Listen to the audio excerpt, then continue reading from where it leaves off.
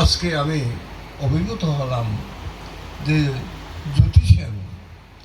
জ্যোতিষের তার সামনে তার প্রশংসা করা হয়তো অনেকে কিছু মনে করতে পারেন। প্রশংসা বাদন হয় আপন কর্ম নিয়ে, আপন পুণ্য নিয়ে।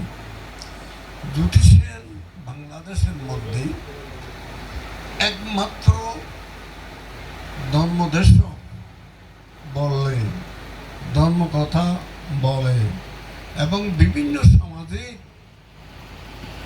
বিভিন্নভাবে বিভিন্ন আঙ্গিকে কথা বলতে পারে। জ্যোতিষের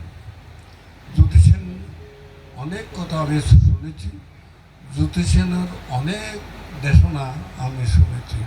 ও এত টপ র্যাঙ্কর যে ধর্মদেশ বর্তমান আমাদের সংগ্রাম বিক্ষু মহাসমায় বিদ্যমান, তার জন্য আমি খুব আনন্দিত।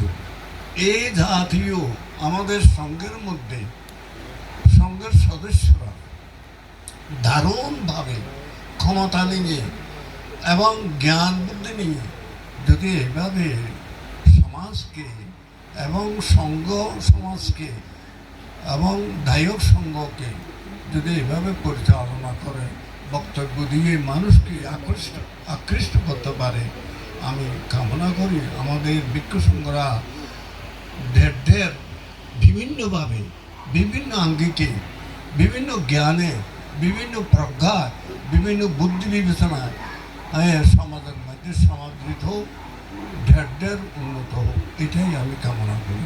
জ্যোতিষের খুব ভালো, তার মেধা, তার বুদ্ধি, তার চিন্তা, তার যুক্তি খুব চমৎকার, তাই না? খুব চমৎকার চমৎকার। এই চমৎকার সম্পূর্ণ ভিক্ষু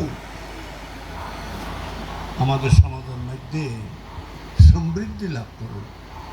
প্রতিটি বৌদ্ধ মন্দিরে, প্রতিটি গ্রামে সমাধি